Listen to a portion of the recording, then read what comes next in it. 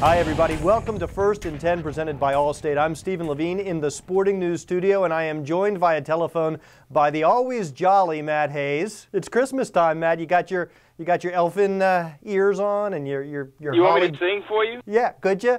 Have a holly jolly Christmas. You know, on second thought, I think we're good with the singing. Everybody's Christmas present is going to be a stellar championship game between the Fighting Irish of Notre Dame and the Crimson Tide of Alabama.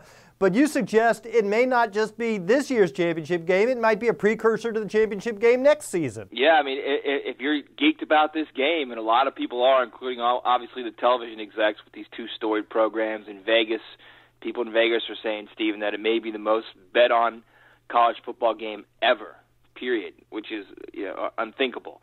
And if you're excited about this game, you look next year, and what's happened the last week and a half, 2 weeks, these two programs, A.J. McCarron, Alabama's starting quarterback, says he's coming back next year. C.J. Mosley, Alabama's best defensive player, says he's coming back next year.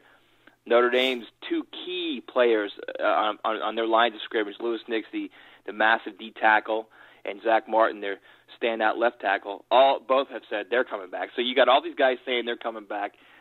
You got Bama will probably have 14 or 15 starters returning after everybody decides whether they're going to the NFL or not. Notre Dame also probably around 14 or 15. They both have their quarterback back. They both have the elite skill players back.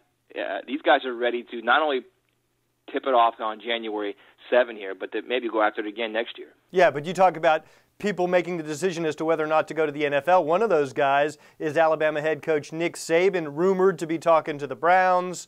How would his potential departure impact Alabama's performance next season? Massively. I mean, there's really no other way to say it. I mean, if he were to go to the NFL, I don't think Alabama responds and gets back to the national championship game. I mean, he is the reason that program is where it's at right now.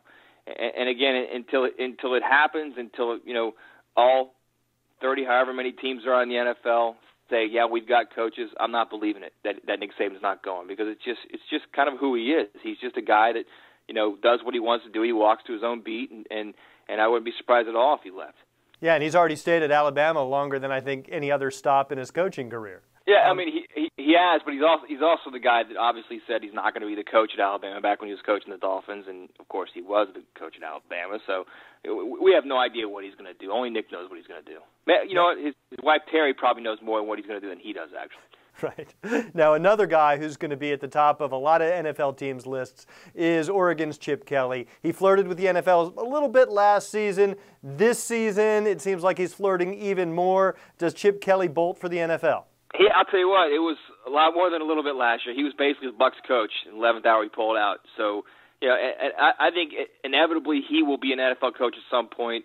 He was asked a couple weeks ago or last week about, what are the possibilities of him going to the NFL again, and he kind of danced around it. And the reality is the Carolina Panthers are a perfect spot for him, not only because they obviously are getting ready to hire another coach, because the coach they have right now is struggling a little bit, but because of Cam Newton, the guy who could run the type of system that Chip likes to run, obviously, in college football, and things can work in the NFL. And there are NFL people that believe the way Chip runs his practices, the way his games are so detailed, and the way he calls plays, they think his system can work in the NFL as well, if it has the right people.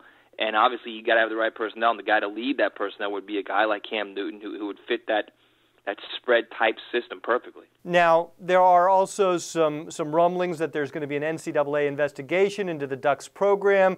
Sort of reminds you a little bit of Pete Carroll's departure from USC. It's a little similar. Oregon tried to get a summary disposition where they wouldn't have to go back and forth with the NCAA between committees, and the NCAA said no. So it's going to get a little more dicey what happened with Oregon there and the street agent Willie Lyles and how he steered players toward Oregon, allegedly, of course, Stephen. That's definitely something the NCAA has been looking at for over a year now. I was a little bit surprised that they haven't done something on it yet, but it's going to happen. It will happen probably this offseason. Now, you talk about Chip Kelly's system, this spread offense. It's such a fun system to watch. It's really sexy, but it may not be the best system to win football games at the college level.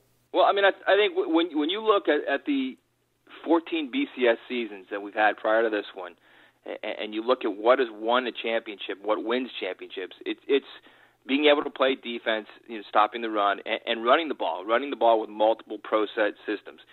11 of the 14 championships were won by teams that did just that.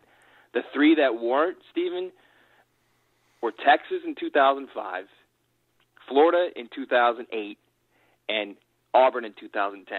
And you look at those 3 years, and there's a little common denominator there.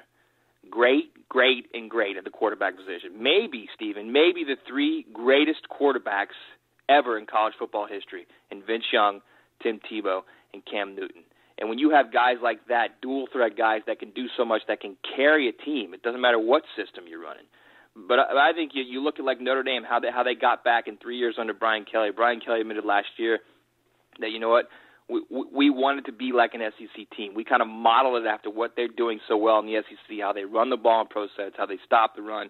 And I think that's how you win championships right now in college football, despite the fact that you see a lot of teams running this spread because it's easier to run. It allows you to score more points, and it allows you to kind of match up with teams that have better personnel than you. But when it gets right down to it, to win a championship, you've got to be able to play tough ball. All right, that's Sporting News college football writer Matt Hayes. I'm Stephen Levine in the Sporting News studio. Thanks a lot, everybody, for watching All States First and 10. Hope you guys have a great holiday season.